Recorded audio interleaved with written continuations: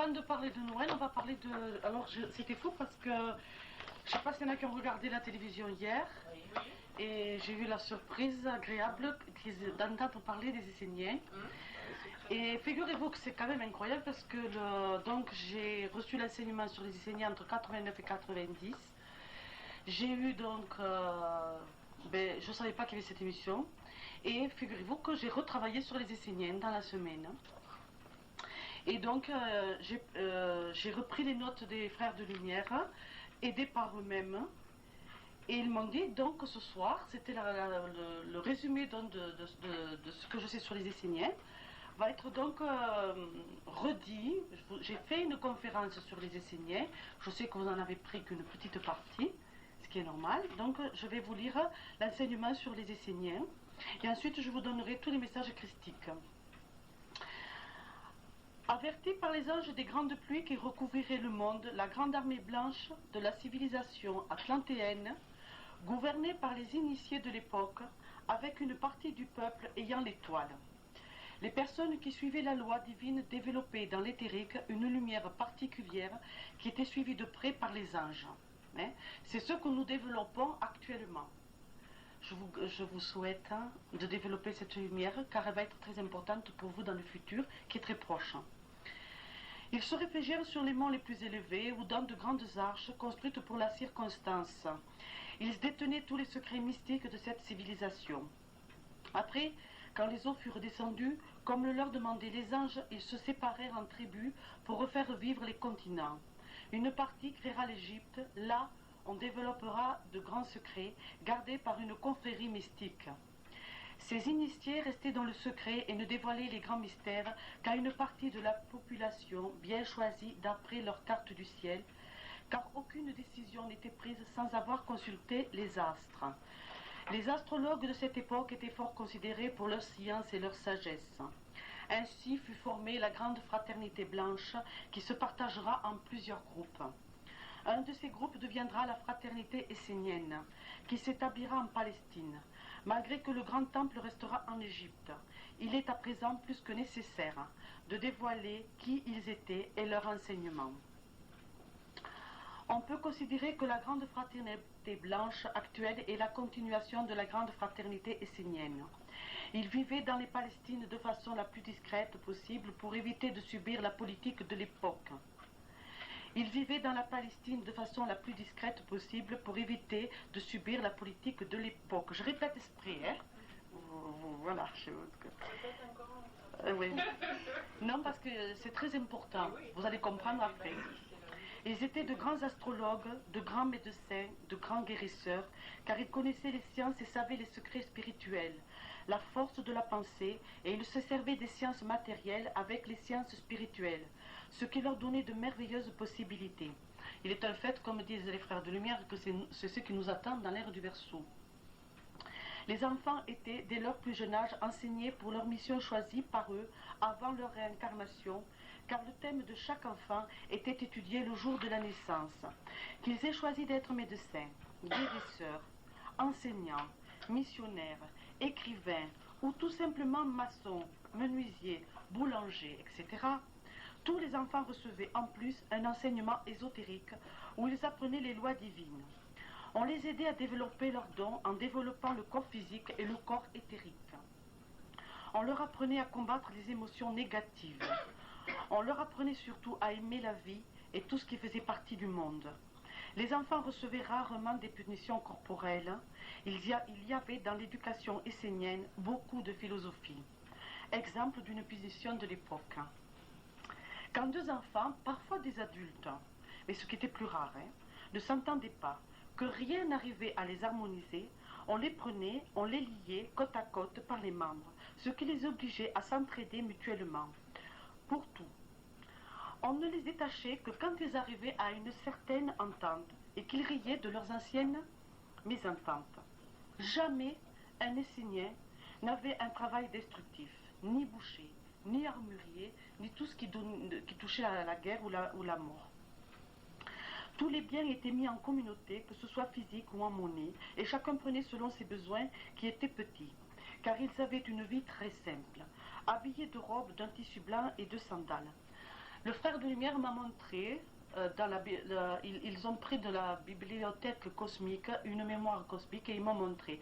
Alors je les ai vus, en fait les Esséniens, c'est vrai que leur maison était d'une grande simplicité, hein. C'était fait vraiment très simple, hein. Elles étaient faites de pierre, il y avait, en fait ils m'ont montré, il y avait une pièce de vie et une pièce pour dormir. Ils avaient, donc tout le reste était à l'extérieur. Ils mangeaient en communauté, donc ils n'avaient pas besoin d'une cuisine, mais ceux qui désiraient manger seuls pour des raisons particulières, de vœux ou autres, le faisaient. Leurs vêtements étaient très simples, tout de blanc. Certains marchaient pieds nus et certains avaient des sandales qui ressemblent aux sandales actuelles, vous savez, où il y a le doigt là, comme ça, dedans. Très simple. Leur vie vraiment, il n'y avait aucun luxe chez eux. C'était d'une grande simplicité, mais certaines maisons étaient ornées de fleurs et tout ça, d'autres non. Ça dépendait le goût de ceux qui habitaient les maisons. Leur nom était peu connu du peuple, on les appelait les hommes blancs.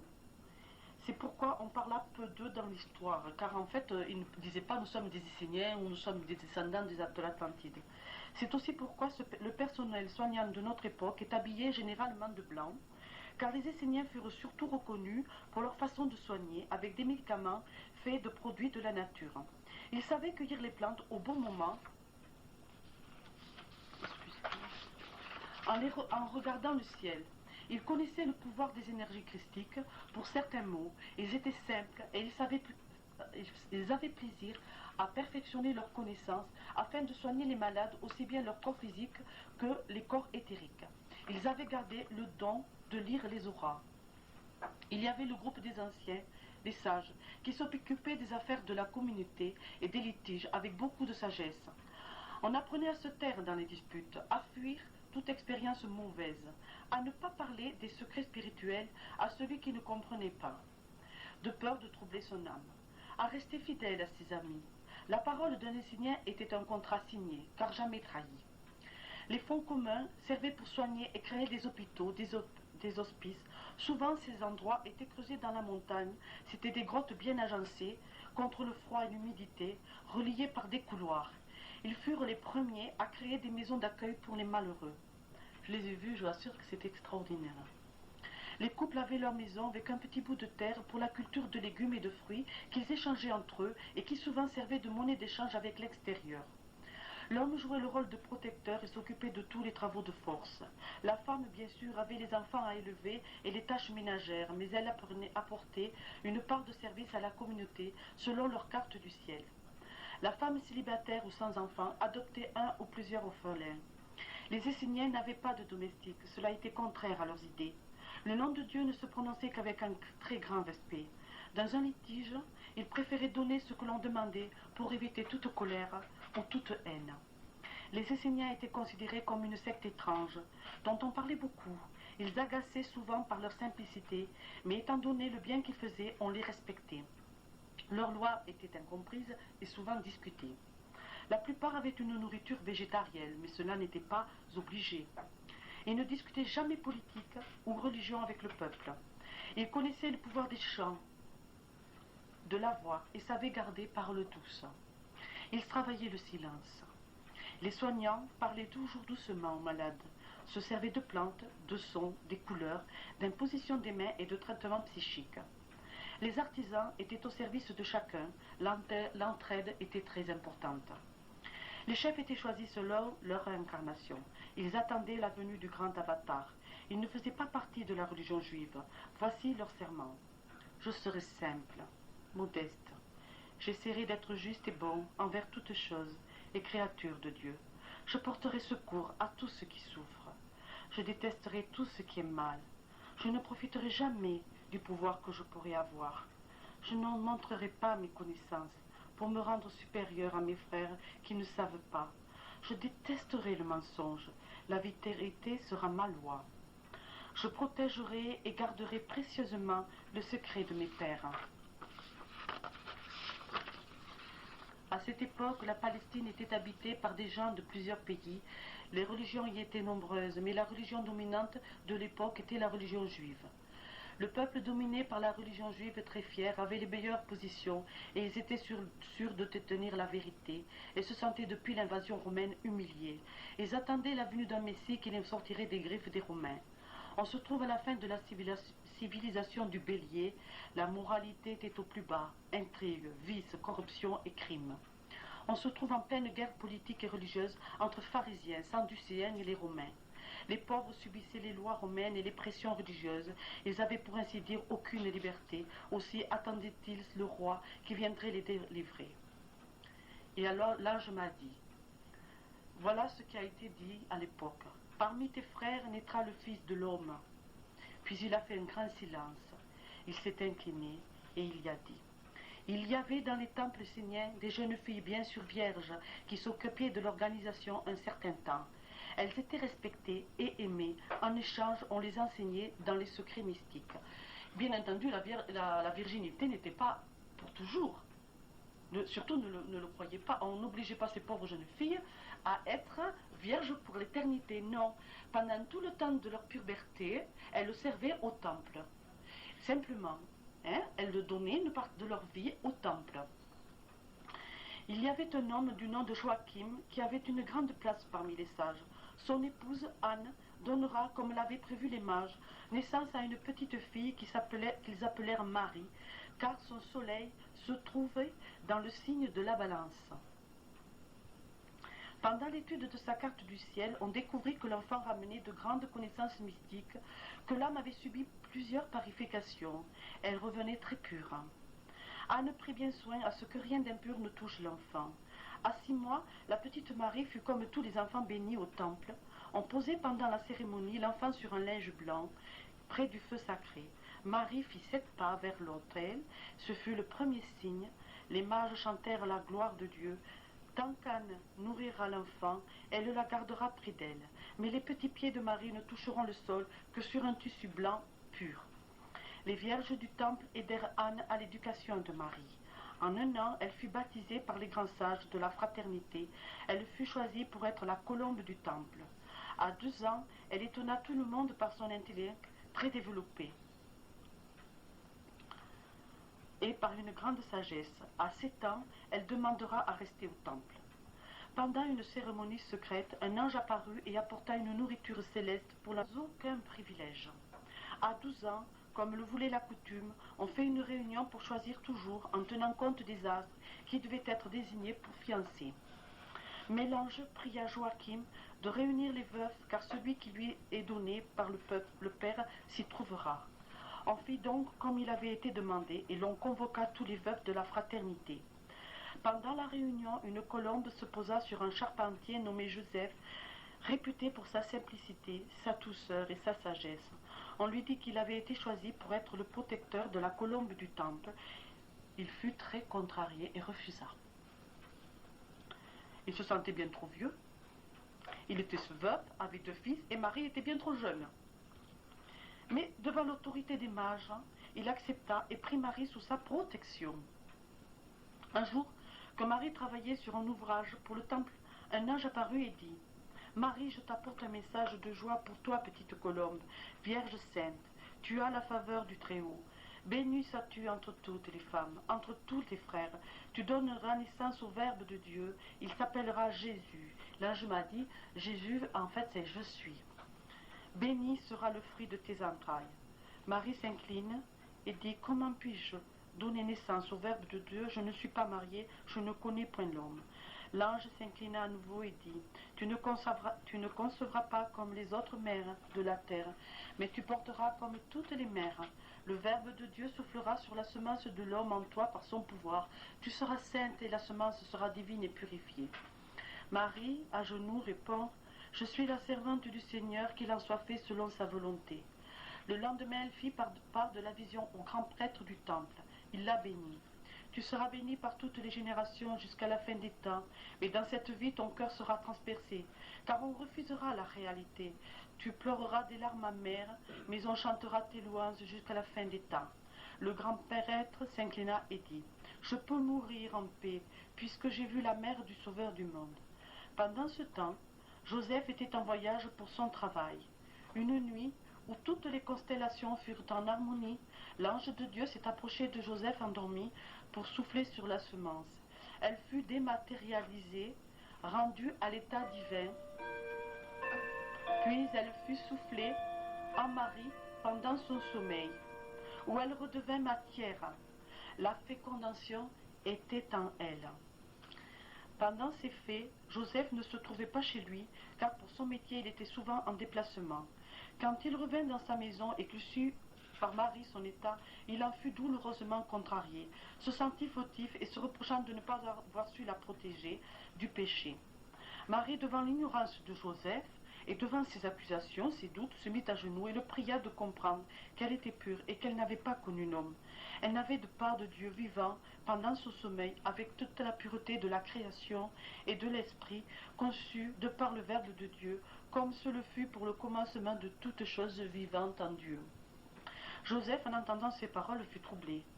Mais il avait dans son cœur le doute et il faisait le projet de répudier dans le secret la colombe. L'ange de Dieu vint le voir la nuit et lui dit : « Ne crains point, Joseph, de garder Marie près de toi. Son âme et son corps sont purs. Elle a conçu par l'Esprit Saint et elle aura un fils. Et les anges du ciel sont déjà en fête. Il s'appellera Jésus, car en lui sera le Saint-Esprit par le Verbe de Dieu. » Les parents de Jésus se trouvaient en Galilée, c'est pourquoi on le surnommera le Galiléen. Le surnom de Nazaréen était donné par les Juifs à tout homme ne faisant pas partie de leur religion. Les premiers chrétiens étaient donc appelés les Nazaréens. La petite ville de Nazareth existera bien après la naissance divine. Des membres de la fraternité essénienne virent la grossesse de Marie. Le couple fut convoqué au temple. Devant le récit qu'ils firent, les mages décidèrent de leur faire passer l'épreuve de l'aura. On leur fit boire un liquide spécial qui faisait ressortir autour d'eux la lumière. Selon la couleur, on savait qu'il y avait péché ou pas. Il ressortit bien sûr que le couple n'avait pas péché.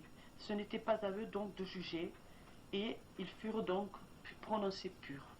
Mais il y eut dans le petit peuple beaucoup de gens qui ne les croyaient pas. L'enfant naîtra à Bethléem, dans une des grottes esséniennes qui servait à l'époque d'hospice.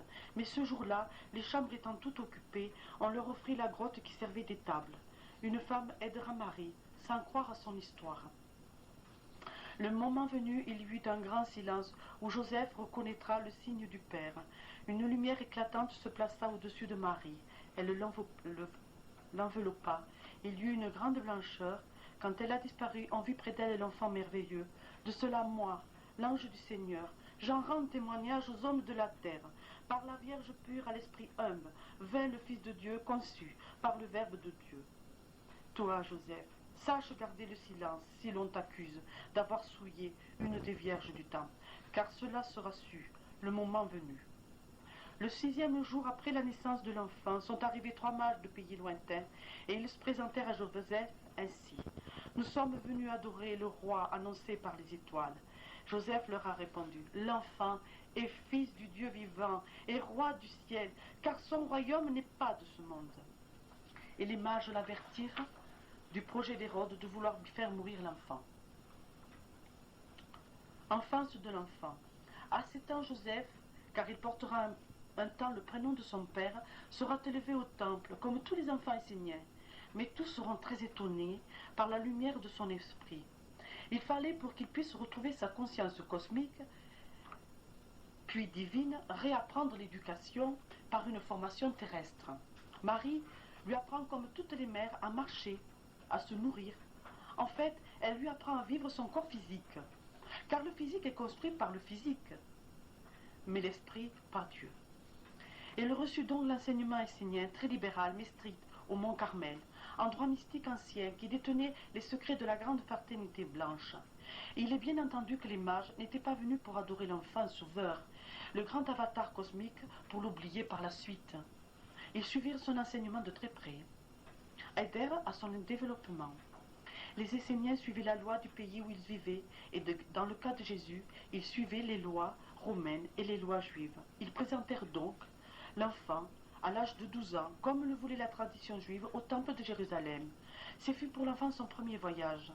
Il était logé, pour la circonstance, dans une des maisons d'accueil des gentils, esséniens, nazaréens, ce que vous voulez. car tous ceux qui n'étaient pas de la religion vive étaient appelés les Nazaréens. Jésus aura au temple des discussions avec les docteurs de la loi. Il n'était pas le seul enfant. Il étonnera par ses réponses claires et évoluées sur la loi, mais avec de nouveaux enseignements. On le gardera 3 jours. Il refusera de prendre la religion juive. À ses parents, il déclarera « Je m'occupe des affaires de mon père ». Après ses études au Mont Carmel, on l'enverra dans des écoles étrangères. Il ira en Égypte, où il apprendra les anciennes civilisations, les anciennes religions. Ensuite, il ira en Inde pour développer avec les grands maîtres les mystères bouddhistes. Il y subira aussi des tentations sur le pouvoir et sur la richesse. En Chine, au Tibet, il développera l'art de guérir et l'art de l'enseignement sur les paraboles. Et il aura aussi des tentations. Il retournera en Égypte, où il recevra dans une des salles secrètes de la Grande Pyramide, par une cérémonie mystique et secrète, la grande force cosmique où il devient enfin Jésus-Christ. Vers les 30 ans, il s'isolera dans le désert, loin du monde, pour recevoir le dernier enseignement par les frères du ciel pour sa nouvelle mission.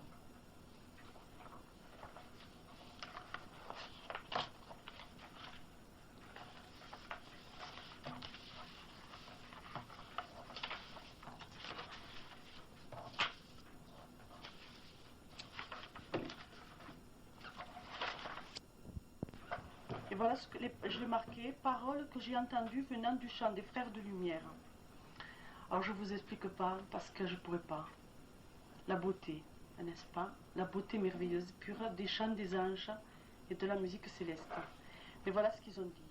Gloria, Gloria, du plus haut des cieux. Heureux soient les hommes. L'anneau de Dieu exauce les prières. Paix aux hommes de bonne volonté. Paix sur terre comme au ciel. Gloria, Gloria, agneau divin, délivre la terre du mal. Homme, demande.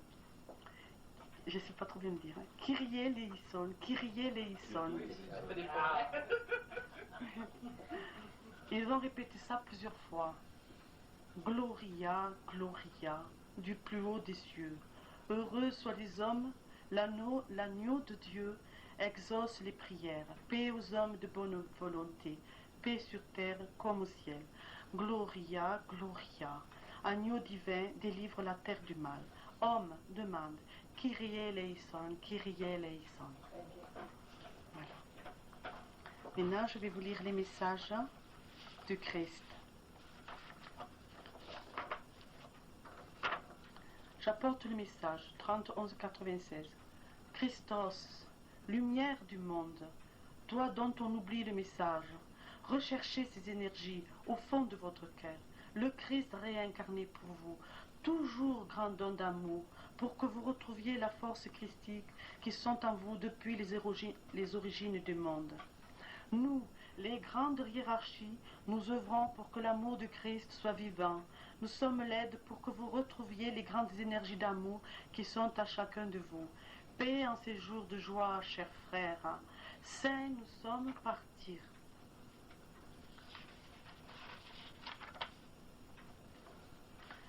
Je suis celui qui protège, je suis le protecteur. Je suis là même si tu ne me vois pas toujours. Je suis le frère pour le combat d'amour.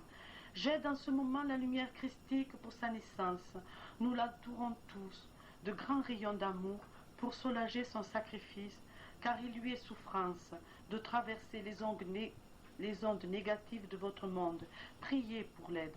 Il vous donne la preuve de son amour à chaque solstice pour que vous viviez. Amour pour tous. Saint, je suis, partir.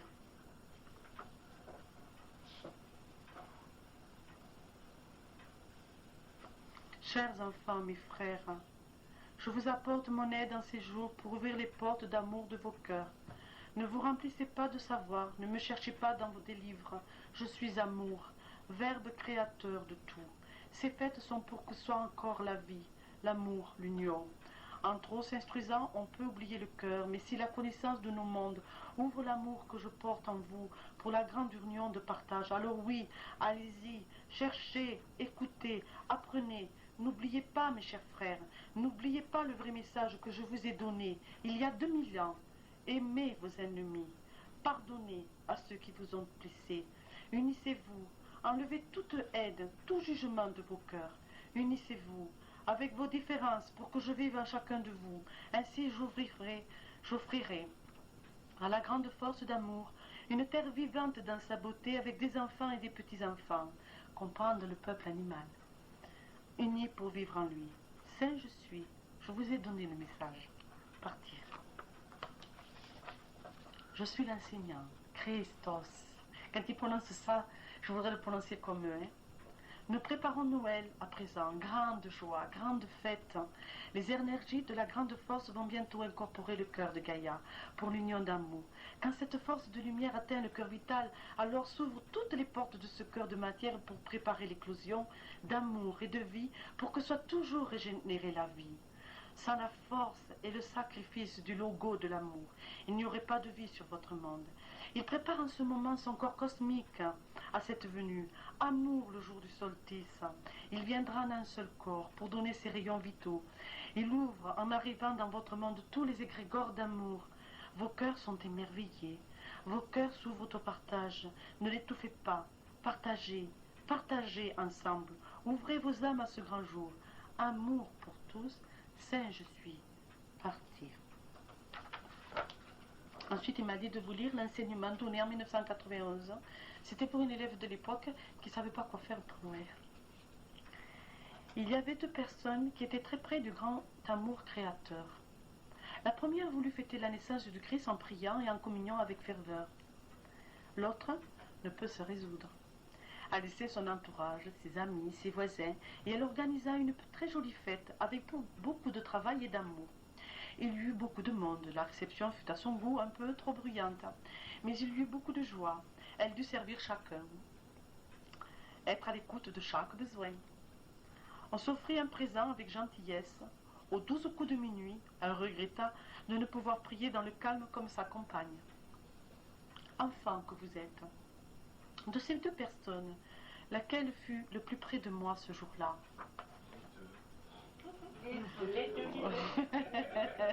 Coquine, va. Coquine que vous êtes. Hein?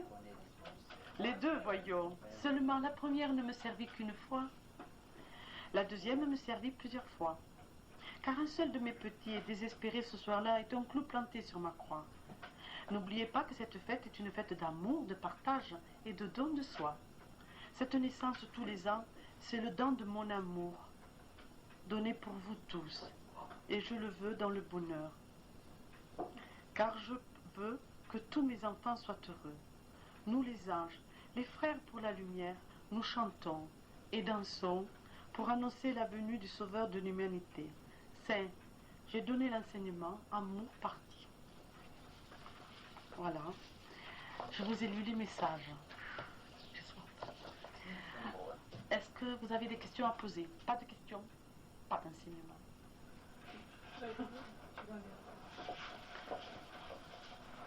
Question, s'il vous plaît. Logos, Christos, Kezako. Le logo, c'est la partie de Dieu, c'est le centre nerveux. On appellerait ça un atome de Dieu, logo.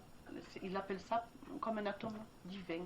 C'est un atome vraiment sorti de la grande divinité. Christos, c'est parce qu'en fait, honnêtement, tantôt ils me disent Christos, tantôt ils me disent le logo, tantôt ils disent Christ. Il n'y a pas de... en fait, Christos et Christ, c'est la même chose. C'est l'énergie... Pardon? Peut-être.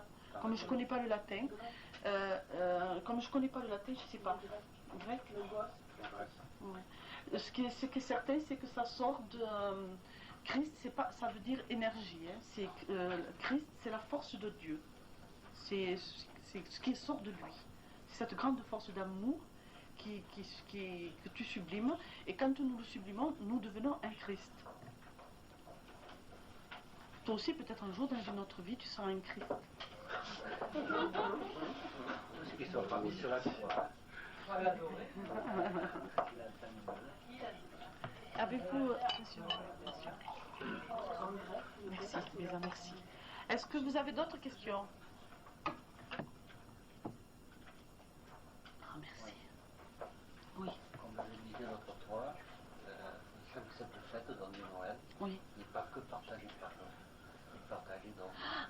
oh oui, oui, hein. Alors là, je porte témoignage qu'au ciel, ça n'a rien à voir avec la terre même, hein. La fête, le solstice d'hiver, je crois que c'est encore beaucoup plus fêté que tous les autres solstices, avec le solstice de printemps. C'est vrai que le solstice de printemps est énormément fêté au ciel. Ce sont les deux solstices qui sont énormément fêtés. En fait, demain devrait être, enfin moi je le vois comme ça, je pense que quand on fait un chemin spirituel et qu'on a la chance de savoir ça, d'avoir cette connaissance merveilleuse, eh bien je pense que demain, le jour du solstice, c'est un jour pour moi béni. Voilà, moi je... Ah ouais, c'est-à-dire qu'on le reçoit totalement. Et on a donc, on va le recevoir tout le mois de décembre là, très profondément. Et moi je vais l'aider beaucoup, je vais prier beaucoup pour qu'il puisse transpercer les endroits, par exemple de cette gare où déjà ils ont préparé un trou pour pouvoir passer une de ces énergies, mais pas que la gare, dans les endroits où il y a eu beaucoup de la destruction des élémentaux dont on parlera plus tard, pas aujourd'hui, hein. Aujourd'hui c'est Noël. Mais si vous voulez, la destruction de groupes d'élémentaux crée des égrégores, donc des trous, on trouve l'égrégore, si vous voulez, l'aura de la terre qui permettra donc à notre Christ de pouvoir incorporer tous ces rayons sans moins de souffrance. Plus il y en a dans le monde, moins il souffrira. Donc moi je sais que demain je vais beaucoup prier pour que ces énergies puissent arriver dans tout l'amour et sans trop de souffrance. Donc demain, il y a vous savez, vous pouvez mettre une bougie. Moi, vous voyez, j'en ai mis une aujourd'hui. Je l'ai mis pour Marie, la Vierge pure. Je l'ai mis pour Joseph, qu'on oublie beaucoup, parce que lui, il a été la protection. Et il a beaucoup protégé l'enfant et la mère. Et d'ailleurs, il n'est pas resté longtemps. Dès que l'enfant, vers l'âge de 11-12 ans, il est reparti au ciel, aidé par les frères de lumière, d'ailleurs, qui sont venus le voir. Et en fait, il est quand même maintenant, c'est lui qu'on vient voir en haut dans le ciel pour protéger le milieu familial. Car c'est le protecteur de la cellule familiale. Moi, je pense toujours un peu à lui parce que je trouve qu'on l'oublie beaucoup. Et donc, moi, aujourd'hui, j'ai mis une bougie pour Marie, pour Joseph, parce que je trouve, si tu veux, du 10e ciel, dont on parlera très peu. Là où les esprits sont purs réalisés, c'est-à-dire cristal réalisé ou entièrement purifiés, le Christ est en préparation. Donc là-haut, si tu veux, ils font vibrer beaucoup leurs atomes. Ensuite, il va descendre chaque ciel. Chaque ciel se prépare donc à ça. C'est-à-dire, par exemple, bon, nous, on en est, dans notre monde, on n'en est qu'au 7e ciel, si tu veux. Hein, on n'a contact qu'avec le 7e ciel. Donc le 7e ciel, si vous voulez, depuis quelque temps, c'est déjà fait, hein, depuis quelques mois, depuis donc le solstice d'été, se prépare à recevoir le Christ. Or, le 7e ciel, si vous voulez, se prépare, donc ils font beaucoup de, je sais pas, ils font une espèce de cérémonie, ils se préparent, ils font vibrer, ils font beaucoup de chants, beaucoup de prières, ils préparent leur monde à recevoir cette énergie. Donc elle va descendre. Quand eux ils sont prêts, cette énergie va descendre au 7e ciel. Ainsi de suite. Le 6e ciel prépare, se purifie, se prépare à recevoir 6e ciel. Mais plus il descend, lui, plus il est obligé de baisser ses vibrations. Donc, qu'est-ce qui se passe? C'est quand il rentre au 7e ciel, les grands frères de lumière l'entourent de ses vibrations et l'aident à baisser les siennes. Quand il va descendre au 6e ciel, c'est la même chose. Quand il arrive au 2e ciel, les grands frères de lumière l'accompagnent quand même, pour l'aider à baisser ses vibrations. Et c'est tout d'amour. C'est quelque chose comme c'est comme une grande fête, mais qui n'a rien à voir avec nos fêtes à nous. C'est pas une fête, ça n'a rien à voir. C'est pas non plus comme dans nos églises, Alléluia. Non, par exemple, quand ils ont chanté le Gloria là, c'était vraiment comme ça volait de partout. C'était comme des grandes ondes qui volaient partout. C'était des frères qui allaient d'un côté à un autre avec d'une immense vitesse. C'était comme en fait beaucoup de joie et de bonheur. C'était des rondes dans le ciel, c'était des tas de trucs comme ça. Mais bon, moi je sais pas, je vous dis ce que moi j'ai vu. c'est vraiment une extraordinaire fête qui n'a rien à voir avec nos fêtes à nous, qu'elles soient religieuses ou pas. Voilà. Et tous les grands devas s'harmonisent avec eux, bien entendu. Hein. Par exemple, quand ils sont au 5e ou 4e ciel, où il y a les grands esprits qui commandent les devas au niveau des couleurs, de la nature, de la musique, par exemple, au niveau de ce qu'est la musique spirituelle, enfin, ils n'aiment pas le mot spirituel là, oui, ils disent pas comme ça, la musique céleste, eh bien, en fait, cette musique céleste, les grands esprits de la musique s'harmonisent avec les frères de lumière. C'est extraordinaire. Parce que tout le monde, il n'y a pas de, par exemple, les frères du 7e ciel se mélangent très bien avec les autres. Je veux dire, il n'y a pas de hiérarchie. Hein. Il y a des hiérarchies vibratoires, mais il n'y a pas de hiérarchie par rapport à eux entre eux. Entre eux, par exemple, il n'y a pas de... L'autre dit, moi je suis par exemple du 7e ciel, toi tu es que du 4e ciel, ce que nous on fait sur la terre. Non, pas du tout. Hein. En fait, si vous voulez, tous les ciels sont qu'un monde. En fait, chaque ciel a son travail, mais ce n'est qu'un monde. Hein, un monde parfait de préparation et de choses extraordinaires. Quand il arrive sur la terre, c'est encore plus dur, il baisse encore plus. Ah oui, là, c'est serein. Oui. En fait, ça se passe très vite, hein, quand même. Hein. Ça se passe très vite. Hein. Il rentre à l'intérieur de la terre, il tourne, c'est ça que tu m'as dit? Bon, si vous voulez, cette énergie va donc... c'est une énergie quand même. Hein. Lui, si tu veux, le cœur de Christos, si tu veux, va... C'est en vibration comme ça, c'est en spirale. Hein. Les spirales viennent comme ça dans le ciel, donc elles entourent la terre. Et là où il y a cette spirale, si tu veux, ça fait comme une spirale comme ça, elles entourent la terre. Hein. Et là où il y a des trous par rapport à l'aura de la terre, ces spirales vont incorporer des rayons. Ces rayons vont incorporer le centre de la terre, où Christos va... Quand tout ça c'est fait, quand ces vibrations en forme de spirale vont être donc descendues entièrement, le cœur christique va rentrer dans le cœur de Gaïa. Et là, c'est une grande vibration, mais l'esprit christique, lui, représenté comme, si tu veux, comme un homme, mais bon, c'est pas un homme, hein, parce qu'il peut se représenter comme une... En fait, moi je l'ai vu une fois en tant que... Il s'est personnalisé à moi en tant qu'image du maître, parce que, en fait, moi... je suis humaine, donc il me fallait des repères, mais je l'ai eu des fois, j'ai eu par exemple dans les messages, dans les messages christiques, où le frère de lumière me montre que ce que lui entend, c'est comme une grande lumière aussi. Hein, c'est tout, tu vois, il y a une grande lumière, et voilà. Hein, c'est comme ça.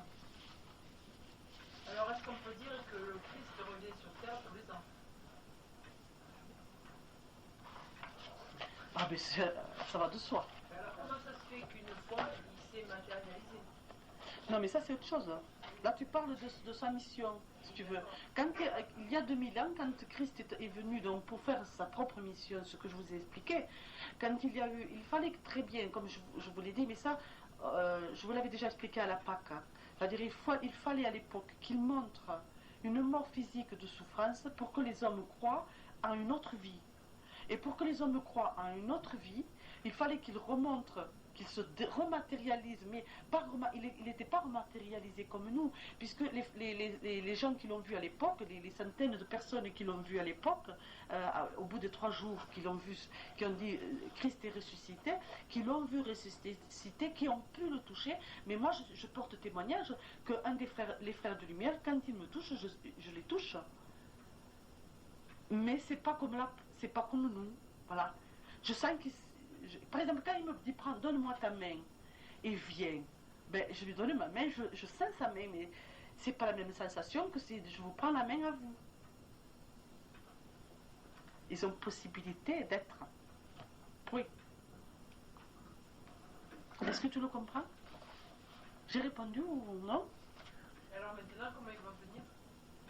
Là, il vient en tant que Christ lumineux, en tant qu'énergie. Mais quand il est au centre de la terre, pour le peuple qui est au centre de la terre et qui l'aide, Étoile est très curieuse, elle veut entendre ce qu'il dit ce soir, donc elle s'est mise en hauteur pour cela. Bien, hein.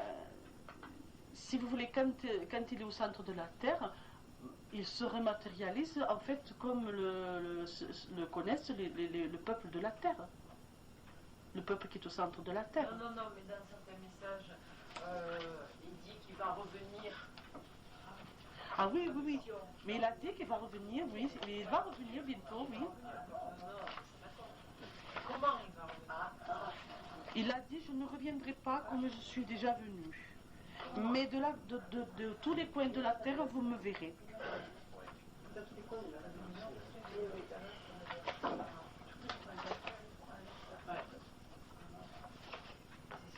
J'entends les questions, moi. Hein. Il revient quand? Oui. Quelle date? Hein? Trop savoir n'est pas bon. Curieuse.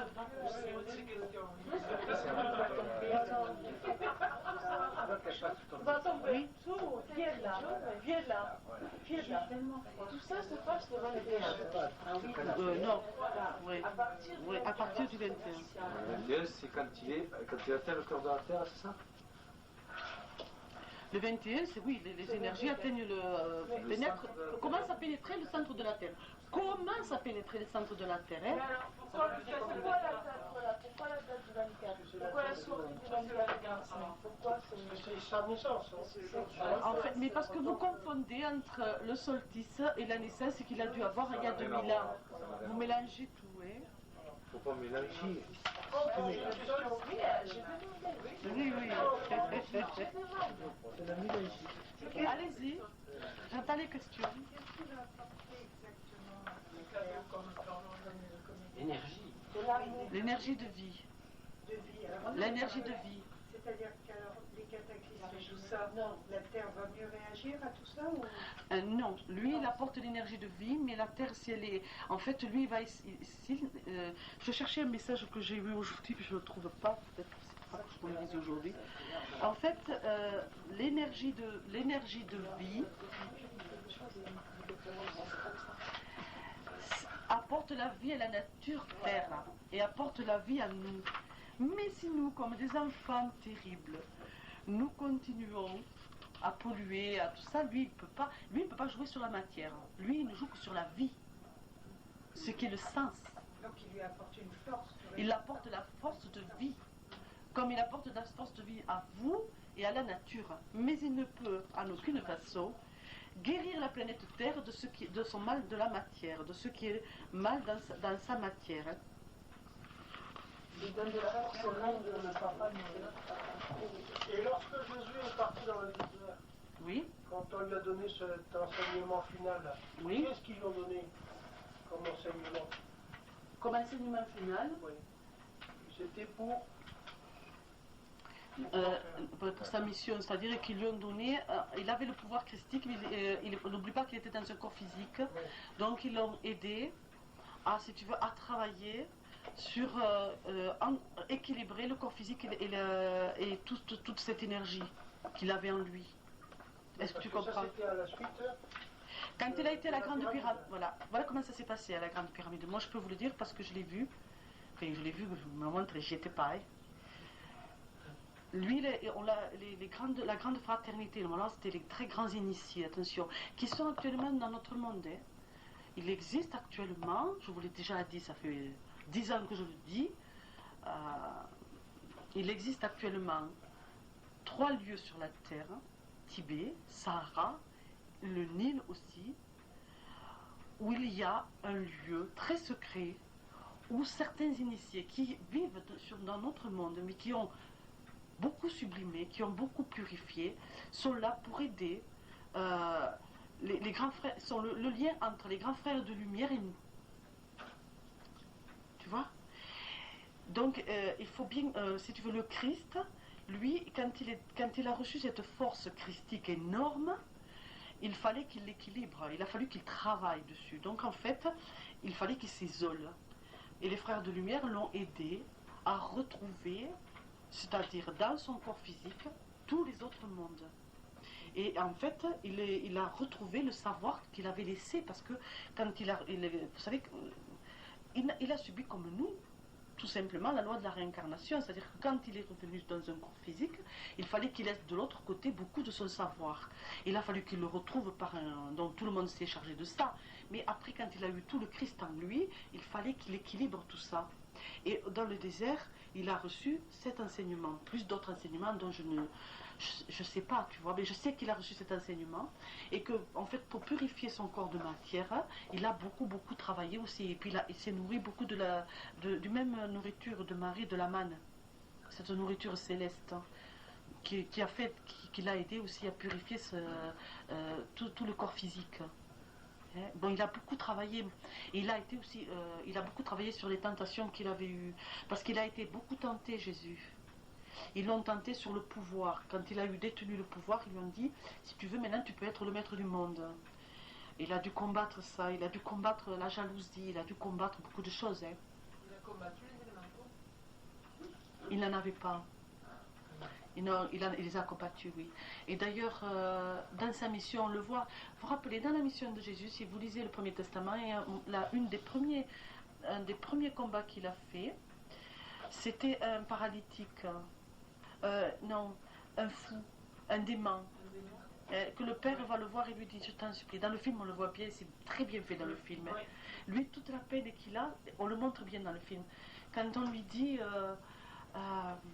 Maître, si tu es vraiment fils de Dieu ou autre comme ça, ou si tu es le Christ, fais quelque chose pour mon fils. Et lui, il lève la main, et ça, je reconnais son geste quand il me s'est présenté. Il lève la main et il dit, Satan sort de ce corps. Bien entendu, vous devez bien comprendre qu'à l'époque, il ne pouvait pas dire élémentaux. Autour de cet homme, je te détruis. Il ne pouvait pas, parce qu'à l'époque, il faut bien se mettre au contexte de l'époque. L'époque, ils n'auraient rien compris. Ils n'avaient pas notre intelligence, notre intellect développé. Pour eux, le mal, c'était le démon. N'oubliez pas, créé par eux-mêmes. Puisque c'est, après Jésus, c'est le peuple de l'Atlantide qui était, le peuple du bélier était le peuple de l'Atlantide, d'accord. Donc en fait, ils avaient créé Satan. Donc lui, il savait. Et quand il fait ça, il le détruit, tout simplement. Il le détruit, comprenez? Il détruit celui qui était dans le corps de cet homme, créé par cet homme. Il a fait beaucoup de combats, et rien que son enseignement est un combat contre les élémentaux. Tu aimeras ton prochain comme toi-même. Tu pardonneras à tes ennemis. Tu ne feras rien de mal. Tu ne mentiras pas. Tu ne tricheras pas. Tu ne tueras pas. C'est ça qui détruit les élémentaux. En fait, j'en porte témoignage que les élémentaux font très peur, mais que l'on peut les détruire aussi vite qu'ils vous apparaissent.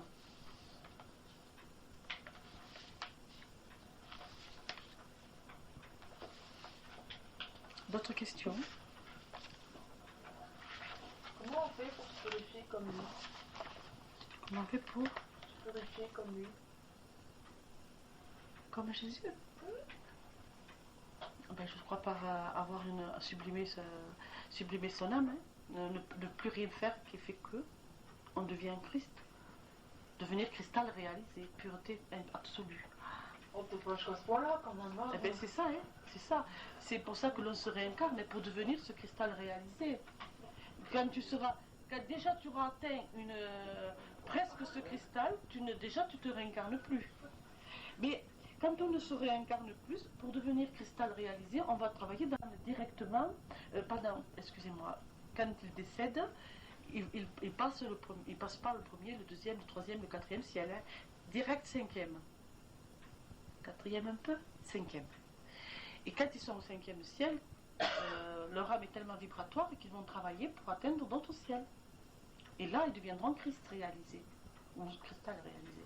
Donc du cinquième, tu ne te réincarnes plus, non. Tu travailles du cinquième jusqu'au septième. Même certains êtres qui décèdent et qui vont au quatrième ciel directement ne se réincarnent pas toujours. Ou s'ils se réincarnent, c'est qu'ils décident de le faire pour une mission terrestre, d'entrer dans l'humanité. Mais en général, ils ne se réincarnent pas. Les pistons, ça fonctionne? Hein?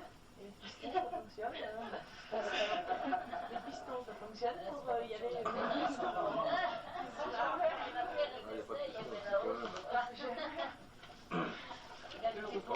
Non, c'est vrai. Parce que ça fait rien, je ne le trouve pas, mais je le connais un peu dans ma tête. Parce qu'ils m'ont donné un message aujourd'hui, si vous voulez, où ils parlent. Enfin, pas aujourd'hui, ils me l'ont donné dans la semaine, et ils m'ont dit de le donner aujourd'hui. Mais bon, ils doivent avoir changé d'avis, parce que sinon je l'aurais trouvé, je l'avais laissé sur le bureau. Pour une raison que moi je ne sais pas, ils ont dû changer. Non, mais en fait, je vais vous en parler. Non, là, parce que je l'avais mis sur le bureau. Non, je l'avais posé sur le bureau, donc il n'y est pas. Je ne le trouve pas dans cela, et s'il n'y est pas dans cela, c'est qu'ils ont décidé que non. Hein. Il n'est pas à ta machine là-bas. Non. Parce que, si vous voulez, je vous ai expliqué l'autre fois, en fait, la première chute ne fut pas de cette terre, fut d'une autre terre. Et il m'expliquait que, en fait, les lucifériens, le monde du luciférien, qui était un monde très divin, en fait, à l'époque, a décidé de vivre sa vie. Et en refusant donc la loi de Dieu, en refusant les lois cosmiques, ils ont commencé à s'endurcir. Mais à s'endurcir au sens plutôt propre que figuré, hein, c'est-à-dire que leurs corps sont devenus de matière, ce qui a fait exploser la planète Terre, qui a fait exploser leur Terre, qui dans le chaos après est ressorti la nôtre. Mais en fait, ils doivent se penser que pour aujourd'hui Noël, vous aurez l'enseignement la prochaine fois. D'autres questions? Le Christ est vraiment né le 24 décembre. En tout cas, une chose est certaine, je ne pourrais pas répondre parce qu'il rigole quand je lui demande ça, mais il dit Christ est venu le jour du solstice. Donc en fait, il est peut-être né le 24, qui ça correspondrait aussi à le 21, 22, 23, 24, autant que vous serez incarné sur la terre, qui présente le temps de rentrer dans le creux de la terre, ce qu'il doit lui falloir en fait. La naissance complète, il doit lui falloir bien ça, 4-5 jours pour traverser, je pense. Bon, en fait, c'est presque sûr que cette date a été respectée. Parce que sans l'enseignement des frères de lumière, c'est une logique. Que la naissance christique s'est servie du solstice. Ça l'a beaucoup aidé, je pense, pour se réincarner. Et ça a dû beaucoup aider les frères de lumière à l'époque pour aider Marie à mettre cet enfant au monde. Donc, moi, je posais la question, ils ont ri, ils disent, mais comme si en fait on le savait. Donc je pense que... C'est pas important. Non. Ce qui est important, c'est sûr, par contre... C'est certain, non mais la naissance, c'est certain que c'est au solstice d'hiver. Ça ne pouvait pas être avant, ça ne pouvait pas. Et c'est comme c'est certain que c'est au solstice de printemps, pardon, qu'il y a eu la résurrection. C'est-à-dire qu'il s'est montré au monde les 3 jours après. Il est mort. Le solstice de printemps, c'est pas 3 mois après? Mais non, il est mort. Il est mort sur la croix. Il est descendu. Il dit, je suis descendu aux enfers et je ressusciterai le 3e jour. Les enfers, c'est le bas astral. C'est-à-dire qu'il est descendu. Et pour moi que là, il a fait du boulot, je vous le dis. Et il est remonté le 3e jour, il s'est montré à l'homme en disant, vous voyez, je suis la vie. Hein, donc, il a détruit beaucoup de choses. Et il a rendu la liberté à beaucoup d'âmes qui étaient prisonnières de leurs élémentaux. De la matière. Ouais. De leurs élémentaux, hein. Il a rendu beaucoup la vie. Il a dit là où je suis lumière et vie. Quand il est allé au bas astral, il a fait du balai, nettoyé beaucoup. Mais il est allé au bas astral par choix, pas parce qu'il devait y aller. Ah non, par choix, bien sûr. Oui, bien entendu. Et vous savez, quand chaque fois il le disait, parce que moi, de ce que je sais, de tout ce qu'on me dit de lui, hein, il ne supportait pas la misère autour de lui. Il était partout où il passait, il voulait que ce soit beau. Et quand il rendait beaucoup la vue aux aveugles, parce qu'il disait, je suis lumière et vie, et là où je suis, il n'y a que la lumière. Mais c'était une image par rapport aussi aux élémentaux qui font partie de la nuit. Il aurait fait un grand nettoyage, il n'y aurait plus de problème. Non, Bien sûr. Alors là, ma pauvre, rien que le pauvre, comme il a été rejeté, tout ça, ça a été, oh là là. Attention, dans le bas astral, vous avez les élémentaux de vos défunts, mais ne rêvez pas. Vous avez les vôtres. Vous avez ceux qui attendent aussi, ceux qui les ont créés, qui sont au ciel, ils attendent leur réincarnation pour pouvoir de nouveau être. C'est pour ça qu'ils sont nourris par les autres. C'est pour ça qu'il fallait descendre. Moi, j'ai très bien compris. Les élémentaux qui sont dépourvus de leur maître, entre guillemets. Car il n'y a pas ni maître ni esclave. En fait, vous êtes aussi bien esclave de vos élémentaux comme vous de vos élémentaux de vous. Ne venez pas m'attaquer, là. Gardez-vous-les, hein. Gardez-vous-les, hein. Ramenez-les avec vous. Colette a déjà donné. J'ai donné beaucoup là-dessus. Celui qui crée ses propres élémentaux, une fois qu'il meurt, qu'est-ce qu'il faut à ces élémentaux? Il reste dans la base astrale. Et nourri par les autres élémentaux qui en fait la force. Il ne peut pas devenir sur d'autres personnes si on laisse. Non. Et oui, à la condition que tu les appelles. C'est pour ça que je vous ai toujours mis en garde contre Voilà, c'est ça. les manipulations de table. Je vous ai toujours mis en garde contre ça. Et je vous mets en garde, combien de fois je l'ai dit à Louisa, si vous avez des dons de pouvoir lire dans les auras, faites-le que si les autres vous le demandent, et faites-le toujours par amour. Ne dites rien qui peut troubler, car ces possibilités des élémentaux qui peuvent se servir de votre don pour jouer sur la vie des autres. Soyez toujours humble, ne montrez jamais. Sachez, réfléchissez beaucoup à ce que vous dites. Quitte après vous dire, oh, ça j'aurais pu lui dire quand même. Moi ça m'arrive des fois que je vois quelque chose et je me dis, ah, putain, je vais lui dire. Et après je me dis, non, dis pas, attends. Je prends toujours le temps de la réflexion. Je prends toujours le temps de la simplicité, voyez. Je réfléchis, je dis ce que je devais lui dire. Non, tu vois, tu avais bien fait de ne pas lui dire. Ah oui, ça t'aurais pu lui dire. Mais ça arrangera, je vais lui dire. En fait, je rencontrerai toujours la personne et je vais pouvoir lui dire. Mais il faut toujours prendre du recul avec le mystère du ciel. Il faut toujours prendre du recul. Parce que aimer les autres, c'est vouloir les rendre forts. Pas dépendants de vous. Pas qu'ils soient prisonniers de vous. Libres de vous. Les rendre forts. Méfiez-vous des gens qui prennent une emprise sur vous avec douceur, miel ou avec autre chose. Prenez votre défense, sachez garder votre liberté. Et si vous êtes vampirisé, défendez-vous. Voyez, c'est très science ça. Voyez, beaucoup. Moi, je me rappelle de Marie-France. Quand elle venait en tant que débutante, elle avait les messages de son grand-père, et puis des fois elle venait et puis elle me disait, ah, j'ai reçu un message, oh là là. Moi je disais, écoute, je ne crois pas que ce soit de ton grand-père. Ce message n'est pas de ton grand-père. Et en fait, après, elle a su elle-même reconnaître qui était qui. Et maintenant, vous pouvez lui faire entièrement confiance, elle a des messages de son grand-père. Mais au début, je me souviens, un jour, elle m'arrive tout affolée, la pauvre. Ah, tu sais pas, j'ai vu un message, une femme qui est morte, et elle a été tuée, et tout ça. Vous voyez, le truc. Alors la pauvre ne savait plus quoi faire. Je lui ai dit, non, c'est pas un message de ton grand-père, ça. Sache faire du recul. Prends du recul, tu verras. Et en fait, c'était pas un message de son grand-père. Donc, vous voyez, il faut faire attention.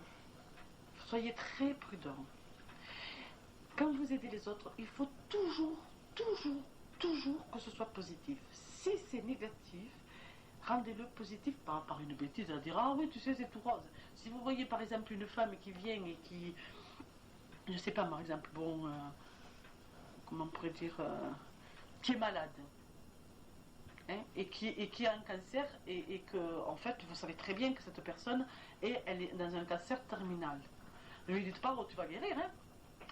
Ah, ça, je te jure, tu vas guérir. Ne dites pas ça parce que ça peut jouer sur sa médication, c'est-à-dire qu'elle peut arrêter les médicaments, elle peut faire n'importe quoi. Non, non, surtout pas.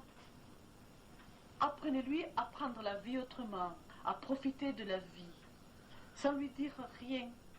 C'est dire, oh, tu crois que je vais guérir? Je lui dis, bah écoute, moi je sais pas, hein. Mais tu sais, c'est une maladie dont beaucoup de personnes guérissent. Mais bon, ça, vous en parlez, mais après, apprenez-lui à vivre justement heureuse, parce que ça rallongera. Et ça l'aidera dans sa maladie, et ça fera qu'au moins, ce qu'elle va passer va être évolutif. Hein? Enfin, je vous donne un exemple. qui s'éloignent de Noël, c'est pareil.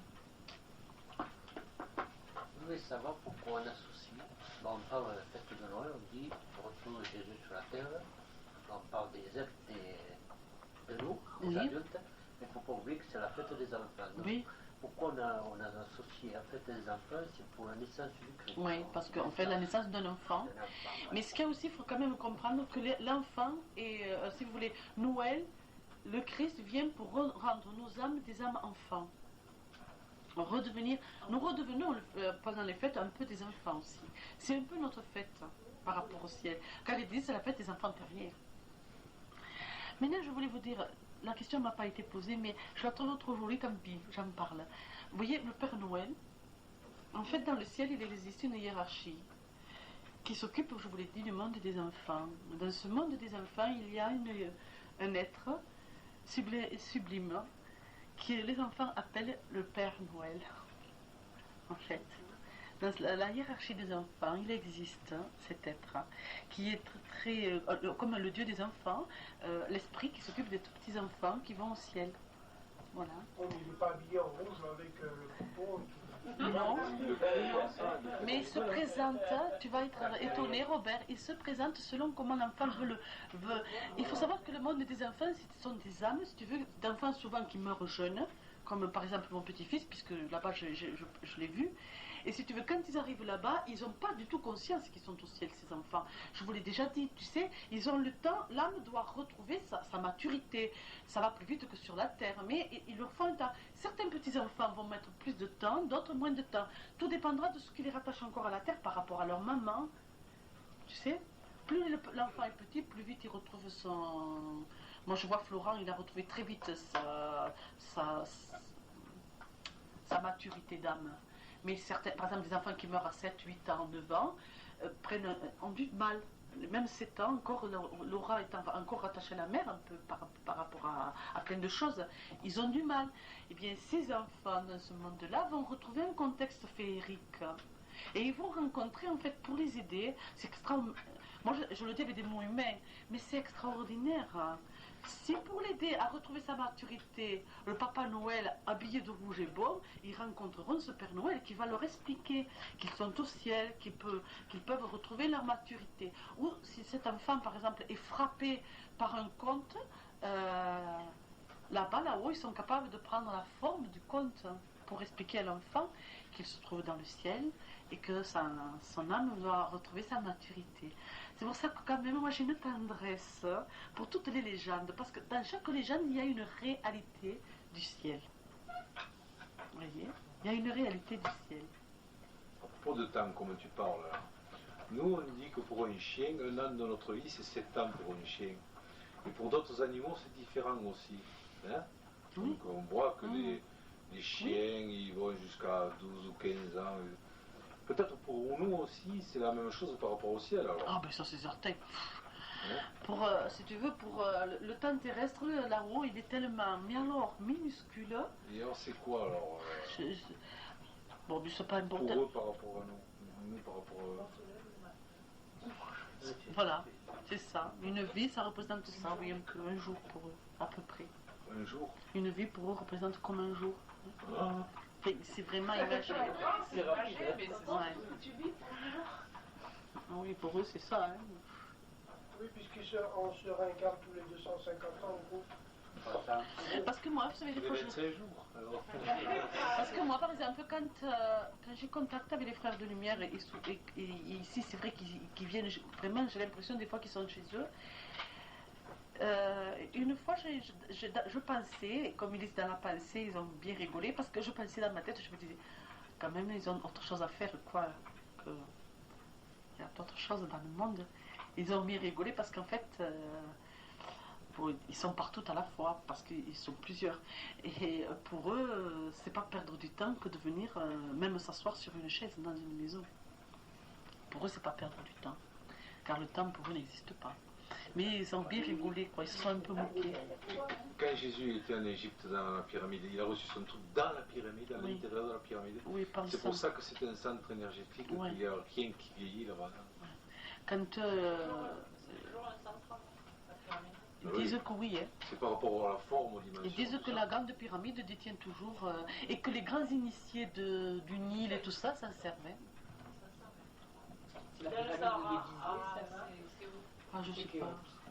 Je crois que c'est Khéops qui m'ont dit. La grande, c'est Moi, ils m'ont dit, moi, ce nom me dit quelque chose. Hein? Disait. Khéops. Khéops. c'est la plus grande. Ouais, mais c'est celle-là alors. C'est celle-là parce que c'est la plus grande. Hein? C'est la plus grande, ouais, ouais. Je vous assure, ils réalisent, eux, ce qui est bon pour nous. C'est d'après qu'on se... Ah, mais voilà pourquoi. Mais c'est vrai, hein, je t'assure. C'est extraordinaire, hein. Extraordinaire, hein. Moi, maintenant, de plus en plus, je crois que je sais pas, j'ai l'impression d'être dans deux mondes maintenant. Je me laisse complètement. Pouf. Allez, hein, tranquille. D'autres questions? Ça veut dire quoi, purifier exactement? C'est purifier, ça veut dire déjà pour ne plus se réincarner, avoir donc la purification de la non-réincarnation, c'est d'avoir purifié tous les désirs terrestres. Quand tu te trouves au ciel, tu sais, je vous l'ai déjà dit ça, hein, mais ça t'est rien. Je vous le répète, quand vous vous trouvez de l'autre côté, veux-tu connaître une vie de richesse? Ah non, chez nous, non. J'ai déjà vu ça. De pauvreté? Ah non. Veux-tu avoir une famille? Non. Non, parce que j'ai eu ça, je sais ce que c'est. Veux-tu connaître l'amour d'un homme? As-tu des désirs sexuels? Non, parce que j'ai vécu ça, je les ai sublimés. Tu sais, tout ce qui est désir terrestre, en fait, sont laissés. Quand l'âme n'a plus aucun désir terrestre, c'est qu'elle a harmonisé, en fait. Et si on en a besoin? Tu n'en as pas besoin si tu laisses les désirs. Attends, besoin de quoi? Besoin de quoi? Tu meurs avec des pulsions sexuelles, par exemple. Ah ben tu reviens, ça c'est le scorpion. Le scorpion. Fixateur. Oui, mais tu reviens pour ça. Tu reviens pour ça. Et quand tu es là-haut, tu n'as pas des images, des trucs comme ça qui...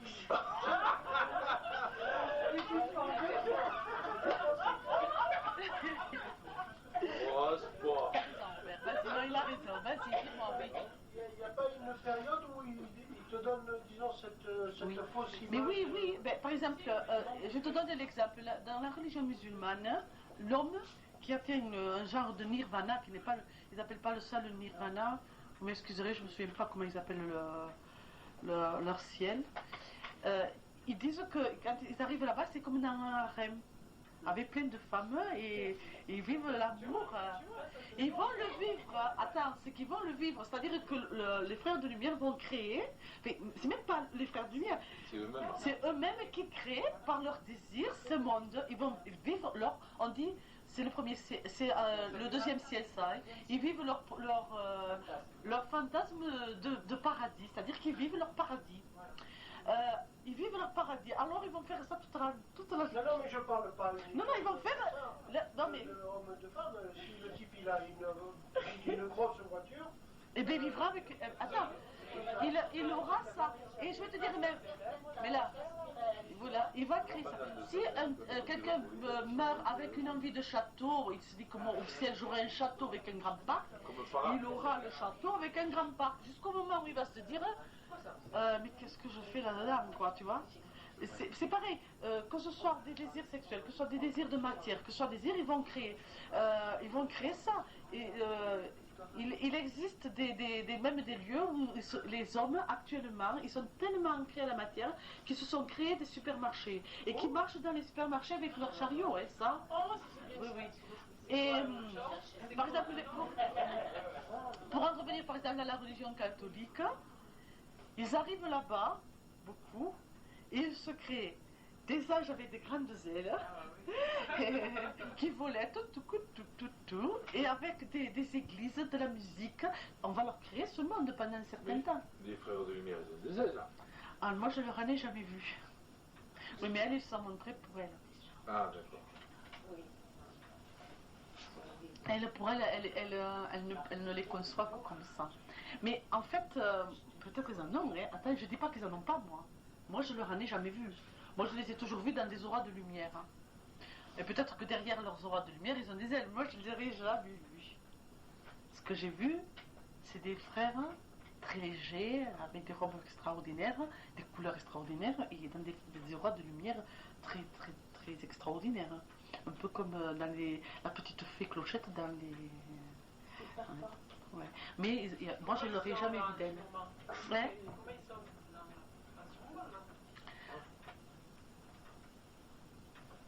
Je sens leur vibration, mais je ne les vois pas. Ouais, moi j'ai vu le bleu. Aura de lumière. Pleine de lumière. Robe blanche.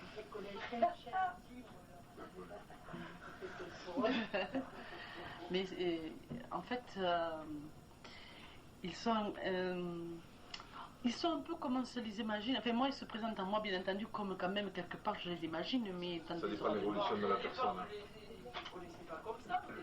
La première fois, la première vision que j'ai eue des frères de lumière était une vision comme ils se présentent à moi actuellement. Mais j'ai eu pendant un temps d'enseignement que des lumières, c'est-à-dire qu'ils ne prenaient pas la peine de se montrer à moi dans une apparence, parce que pour eux c'était souffrance. Et est-ce que les vibrations de cette maison, est-ce que depuis que les élémentaux sont détruits, depuis qu'il y a eu beaucoup de choses qui ont été faites, est-ce que pour eux c'est moins souffrance? Parce que alors là vraiment ils viennent très souvent et dans une apparence vraiment Faire le café. C'est vrai, là vraiment quand ils viennent, maintenant je les vois vraiment bien. Mais c'est pas toujours qu'ils viennent, des fois c'est des fois c'est simplement qu'ils me parlent de conscience en conscience aussi, hein. C'était pas. Mais c'est vrai qu'ici, je les vois beaucoup plus. Je les vois beaucoup plus. Ils se montrent beaucoup plus. Est-ce que peut-être tu es plus attentive Non. Est-ce que tu te retrouves dans un milieu autre que... Non, c'est parce que c'est la maison. Et franchement, bon, faut pas, n'en parlez pas, ne dites pas, parce que moi j'ai pas envie d'avoir ici toute une foule de gens qui viennent pour... voilà, non, ça sûrement pas, mais bon, ce que je veux dire par là, c'est que quand même, je vous l'ai dit, ils créent actuellement, c'est pas que c'est...